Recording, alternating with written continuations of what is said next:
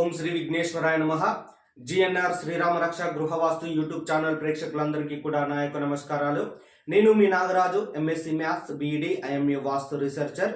నేను గృహవాస్తులను చూస్తూ ఉంటాను. ఈ రోజు చెప్పుకోబోయేటువంటి topic very very very important. ఖచ్చితంగా ఆ వీడియో లాస్ట్ వరకు, చివరి వరకు చూడండి, స్కిప్ చేయకండి. ఇక్కడ మ్యాప్లో చూపించినట్టుగా ఇది ఒక గృహము యొక్క స్థలము, అంటే ఒక ఇంటి యొక్క స్థలము. ఈ ఇంటి యొక్క స్థలానికి ఈ విధంగా చుట్టూ అనేటువంటిది కాంపౌండ్ నిర్మాణం అనేటువంటిది వేసుకున్నారు. ఈ యొక్క కాంపౌండ్ నిర్మాణం వేసుకొని ఈ యొక్క కాంపౌండ్ లోపటినే ఇక్కడ ఒక హౌస్, ఇక్కడ ఒక హౌస్, ఇక్కడ ఒక హౌస్, అదే విధంగా ఇక్కడ ఒక హౌస్ అనేటువంటిది నిర్మాణం చేసుకున్నారు. మరి ఈ విధంగా ఉన్నటువంటి గృహస్థలములకు ఉత్తరపు రోడ్డు, పశ్చిమం రోడ్డు అనేటువంటివి ఉన్నాయి. అయితే వీరు ఏం చేశారనంటే ఇక్కడ పశ్చిమపు రోడ్డు దిక్కున ఒక గేట్ అనేటువంటిది పెట్టుకున్నారు. మనకు వీధిపోట్లు అనేటువంటివి సహజంగా ఏర్పడేటువంటి వీధిపోట్లు ఉంటాయి, మానవ నిర్మితమైనటువంటి వీధిపోట్లు అనేటువంటివి ఉన్నాయి. ఇక్కడ ఎంత పెద్ద మిస్టేక్ అనంటే ఇక్కడ పశ్చిమంలో ఇక్కడ గేట్ అనేటువంటిది పెట్టుకోవడం వలన ఇక్కడ ఉన్నటువంటి గృహానికి, ఇక్కడ ఉన్నటువంటి ఇంటికి ఎగ్జాక్ట్లీగా పశ్చిమ నైరుతి వీధిపోటు అనేటువంటిది కొట్టేస్తుంది. కాబట్టి ఈ పశ్చిమ నైరుతి వీధిపోటు అనేటువంటిది అత్యంత డేంజరు. ఇతనికి అకారణమైనటువంటి యాక్సిడెంట్లు సంభవిస్తాయి. కష్టపడి బ్రతికేటువంటి వ్యక్తి ఒక్కసారిగా అనారోగ్యానికి గురై పక్షవాతం పడేటువంటి అవకాశం ఉంటుంది. అనేక రకాలైనటువంటి దెబ్బలు అనేటువంటివి తాకుతూ ఉంటాయి.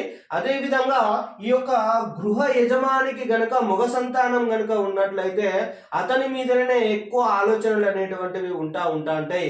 అదే విధంగా ఆర్థిక నాశనం అనేటువంటిది సంభవిస్తూ ఉంటుంది. అదే విధంగా గృహ యజమానురాలు క్షోభకు గురవుతా ఉంటుంది. తద్వారా కుటుంబంలోని గలాటాలు అనేటువంటివి సంభవిస్తూ ఉంటాయి. ఇంకా ఇతను చేసేటువంటి మేజర్ మిస్టేక్ ఏంటి అంటే ఇక్కడ ఉన్నటువంటి ఇంట్లో నుండెళ్ళి అంటే మనకు పూర్ణ బాహు గుండా, అంటే కుడి చేతి గుండా, అంటే ఈ విధంగా దక్షిణ ఆగ్నేయం వైపు, అంటే ఈ విధంగా ఫస్ట్ దక్షిణము ఆగ్నేయము వైపు అనేటువంటిది నడకను కొనసాగించి, అదే విధంగా ఇక్కడ మ్యాప్ లో చూపించినట్లుగా దక్షిణ నైరుతి వరకు, అంటే దిక్కు మనకు ఇతను నడక అనేటువంటిది కొనసాగిస్తూ ఉన్నాడు.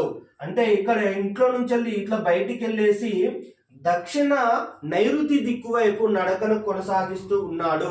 ఈ విధంగా ఇంటి వెనక వైపుకు, దక్షిణ నైరుతి వైపుకు నడక అనేటువంటిది మరణానికి సంకేతము. ఇతనికి మరణాన్ని పరిచయం చేస్తూ ఉంటుంది. ఇది ఈ విధంగా ఇటువంటి నడక అనేటువంటిది ఉండకూడదు. ఈ ఇంట్ల గురించి సపరేట్ టాపిక్, అది మనకు అనవసరం. కానీ ఈ ఇల్లే చాలా ముఖ్యం. ఇది విధంగా మానవ నిర్మితమైనటువంటి పశ్చిమ నైరుతి వీధిపోటును ఈ ఇంటికి తగిలేటువంటి విధంగా చేసుకొని అనేక రకాలైనటువంటి యాక్సిడెంట్లకు, ఆర్థిక బాధలకు, మోసాలకు మరియు ఉద్రేకానికి దినదిన గండము నూరేళ్ల ఆయుష్ అన్నట్లుగా బతుకుతూ ఉంటారు ఇటువంటి వారు.